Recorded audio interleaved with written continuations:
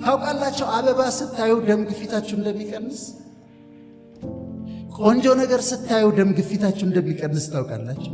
ገንዘብ እንዴት እንደሚሰራ ተምረናል። ገንዘቡ ከመጣ በኋላ ግን እንዴት ኢንጆይ እንደምናደርገው ግን አልተማርንም። ለምን አልሰለጠንም? ምን ማድረግ እንዳለብን አላየንም። እንኮለኞች ምናምን አቤተኛ ሰዎች እንደማገኝ አላውቅም ነበረ። የህይወት ክህሎት ያስተምራቸዋል። እንዴት ኮኤግዚስት እንደምታደርጉ ያስተምራቸዋል። እንዴት ቢሄቭ እንደምታደርጉ ያስተምራቸዋል። አንዳንድ ሰዎች ለምን ላይፍ ክላስ ያስፈልጋል ብለው ሊጠይቁ ይችላሉ። ትምህርት ቤት ተምረን የለም ወይ ብለው ሊጠይቁ ይችላሉ። ትምህርት ቤት ፊዚክስ ያስተምረናል፣ ኬሚስትሪ ያስተምረናል፣ ባዮሎጂ ያስተምረናል።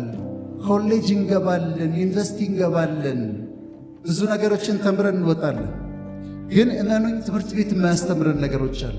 በፍጹም ከትምህርት ቤት የማናገኛቸው ነገሮች ፕሮፌሽናል ሆነን ስኪልድ ሆነን ስራችንን እየሰራን ፕሮፌሽናል ነን ብለን መንገዳችንን ስንሄድ ድንገት አቫላንች ይወድቃል። አቫላንች የበረዶ ስባሪ ነው። ተራራ የበረዶ ተራራ ይኖርና የበረዶ መንገዳችሁን እየሄዳችሁ ድንገት ትልቅ ስባሪ ከተራራው ላይ ይወርድና ይመታችኋል። በዛ ጋር ያለፋችሁ ከሆነ የህይወት ዱብዳ ይመጣል።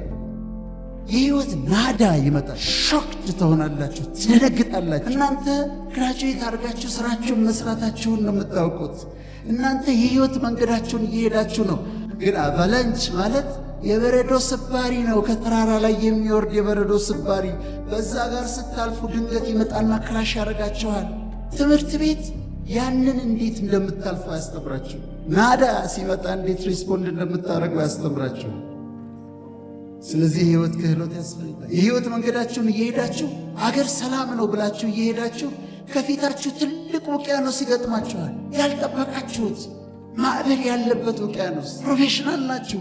ማዕበል ያለበት ንፋስ ያለበት ውቅያኖስ ያጋጥማችኋል። ዩ ሃቭ ቱ ክሮስ ኢት። በታንኳም ይሁን በጀልባ መሻገር አለባችሁ። ንፋስ አለ፣ ማዕበል አለ፣ አስጨናቂ ነው። ታንኳችሁን ሊሰብር ይፈልጋል። እሱን ለመሻገር ዩኒቨርሲቲ አላዘጋጀንም፣ ኮሌጅ አላስተማርንም፣ ሃይ ስኩል አላስተማርንም። ያለፉበት ሰዎች ሊያስተምሩን ይገባል። ያለፉበት ሰዎች ሊያስተምሩን ይገባል። በሰላም ገንዘባችሁን እያጠራቀማችሁ ፕሮፌሽናል ስኪልድ ሆናችሁ እያላችሁ ድንገት የመከራ ፍለድ ይመጣል። ቤታችሁን ያጥለቀልቀዋል፣ ያናውጣችኋል። አልተዘጋጃችሁም ለሱ። ዩኒቨርሲቲ ፕሮፌሰሮቻችን እሱን አላስተማሩንም። አስተማሪዎቻችን እሱን አልነገሩንም። እንዴት ነው ማልፈው ይሄንን ጎርፍ? እንዴት ነው ማልሻከረው ይሄን ውቅያኖስ እንላለን። ሕይወት ነው የሚያስተምረው እሱን። ያለፉበት ናቸው የሚያስተምሩት እሱን። ለዚህ ነው ላይፍ ክላስ የሚያስፈልገው። ትምህርት ቤት እያለን ሃይ ስኩል ወይም ዩኒቨርሲቲ እያለን ስለ ፀሐይ አስተምረውናል። ስለ ፀሐይ ተምረናል። ፀሐይ እንዴት ምን አይነት ቴምፕሬቸር እንዳላት፣ ሳይዟ እንዴት ትልቅ እንደሆነ፣ ስንት መሬቶችን አንድ ላይ ስንት መቶ መሬቶችን እንደምታክል ስለ ፀሐይ ነግረውናል። ቴምፕሬቸሯን ነግረውናል። ከመሬት ርቀት ያላትን ርቀት ነግረውናል።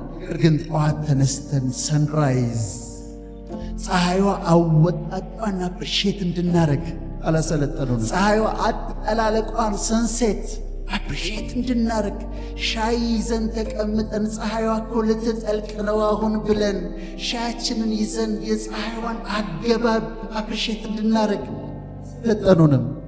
ስለዚህ ሳናያት ፀሐይዋ ትወጣለች፣ ሰንራይዝን ሚስ እናረጋለን። ሳናያት ፀሐይዋ ትጠልቃለች፣ ሰንሴትን ሚስ እናረጋለን። አላሰለጠኑንም። ኤስቴቲካል ቫልዩን የቢዩቲ ቫልዩን ተማር። ለከዋክብት ነግረውናል። በቢሊየን የሚቆጠሩ ከዋክብቶች ስታርስ እንዳሉ።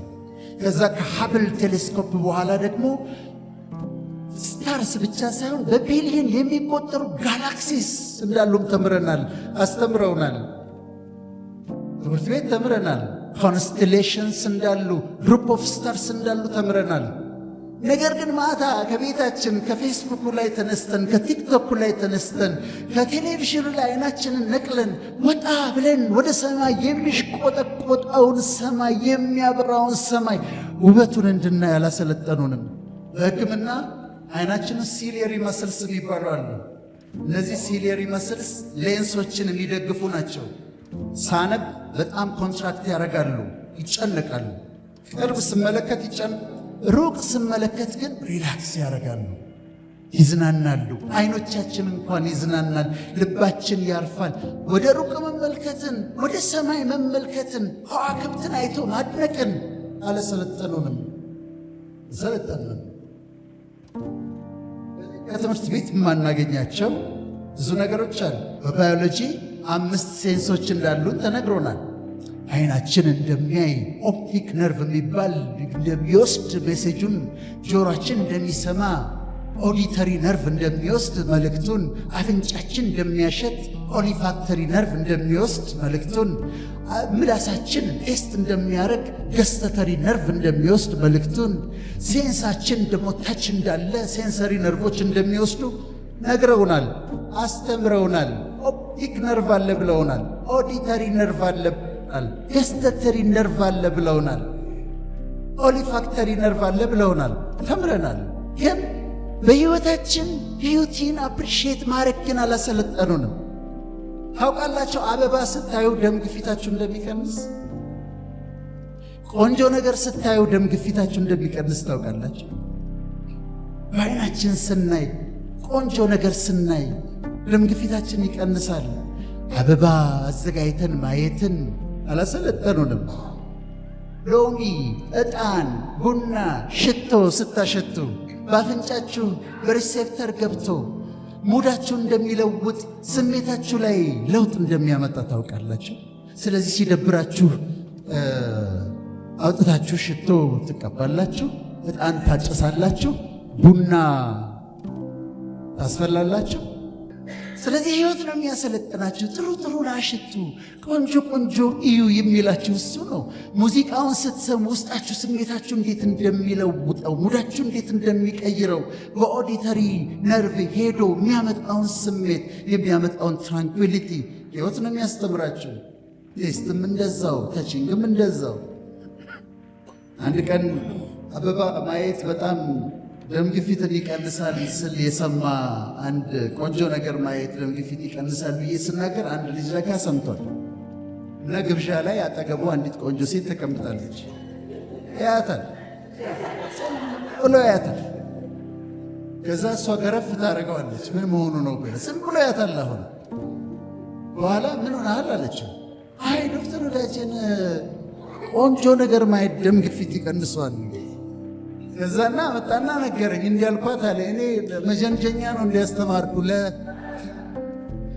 ለእውቀት እንዲሆነ ብዬ ነው እንጂ አልኩት። እና ያሳምራል። ላይፍ ነው የሚያስተምራችሁ። ላይፍ ኤክስፒሪየንስ ነው የሚያስተምራችሁ። ትምህርት ቤት ሴክሹዋሊቲን ያስተምራቸው። ያፈርንም ቢሆን ተምረናል።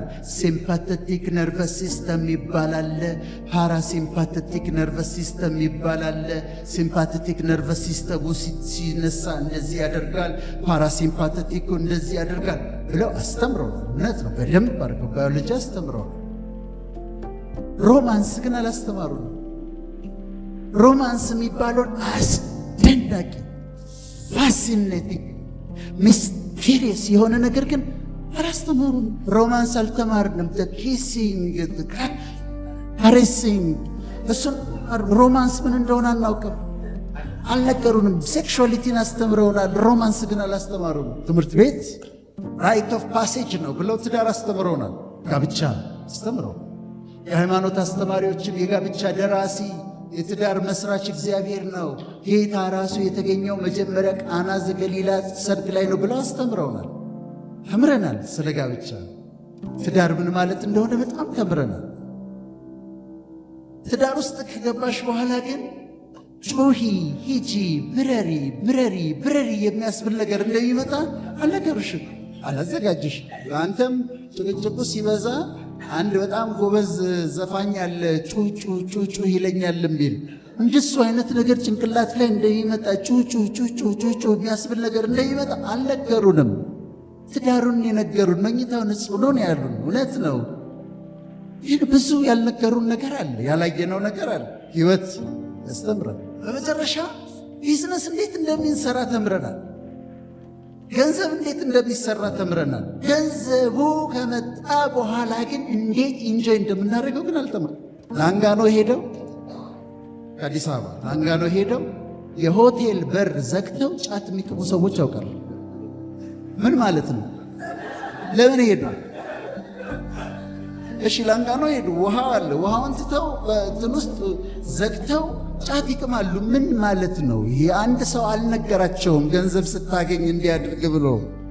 ትራቭል ማድረግን፣ የተለያየ ካልቸር ማየትን፣ ሀገሮችን ማየትን፣ የተለያዩ ህዝቦችን ምግብ መቅመስን በገንዘባቸው ትራቭል እንደሚያደርጉ ማንም አላሰለጠናቸው። ስለዚህ ላንጋኖ ሄደው ጫት ይቅማሉ። አዲስ አበባ ውስጥ በጣም ገንዘብ ያላቸው ሰዎች የሚያደርጉት እኔ የማውቀው፣ እንዳትቀየሙኝ አንዳንዶቻችሁ፣ ስጋ ያለበት ቤት ይሄዳሉ፣ ቪአይፒ ሩም ይከራያሉ፣ 4 ኪሎ ስጋ ያዛሉ፣ ይበላሉ። ሊጠግቡ ሲሉ ጥበሳው ይላሉ። ሌላ ምን ያደርጋሉ? ማታ ውድ መጠጥ ያስወርዱና ይጠጣሉ። ይሄው ነው ሀብታም ማለት ኢትዮጵያ ውስጥ አዲስ አበባ ውስጥ ይሄ ነው። ለምን አልሰለጠንም? ምን ማድረግ እንዳለብን አላየንም። ገንዘብ ስናገኝ እንዴት እንደምንጠቀምበት ሳምባዲ አላሳል። የህይወት ክህሎት ካራክተርን ያስተምራል። ፐርሰናሊቲ ዴቨሎፕመንትን ያስተምራል። መርሆችን፣ የህይወት መርሆችን ያስተምራል። ትምህርት ቤት ተመርቄት ስወጣ መስሪያ ቤት ሲሄድ ምን አይነት ሰዎች እንደሚገጥሙኝ አልነገሩኝም። ነገረኞች፣ ተንኮለኞች ምናምን አቤተኛ ሰዎች እንደማገኝ አላውቅም ነበረ። የህይወት ክህሎት ያስተምራቸዋል። እንዴት ኮኤግዚስት እንደምታደርጉ ያስተምራቸዋል። እንዴት ቢሄቭ እንደምታደርጉ ያስተምራቸዋል። ፖዚቲቭ ቲንኪንግን ያስተምራል። አፕስ ኤንድ ዳውንስ ያለፉ ሰዎች፣ በብዙ መሰራት ውስጥ ያለፉ ሰዎች፣ መከራን የሚያውቁ ሰዎች፣ መሳቅንም ማልቀስንም የሚያውቁ ሰዎች፣ ደስታንም ሐዘንን የሚያውቁ ሰዎች፣ ተራራውንም ሸለቆንም የሚያውቁ ሰዎች፣ ህይወት ያሰለጠነቻቸው፣ ህይወት ያስተማረቻቸው፣ ህይወት ያስለቀሰቻቸው፣ ህይወት ደግሞ ያሳቀቻቸው እነሱ ማስተማር ይችላል።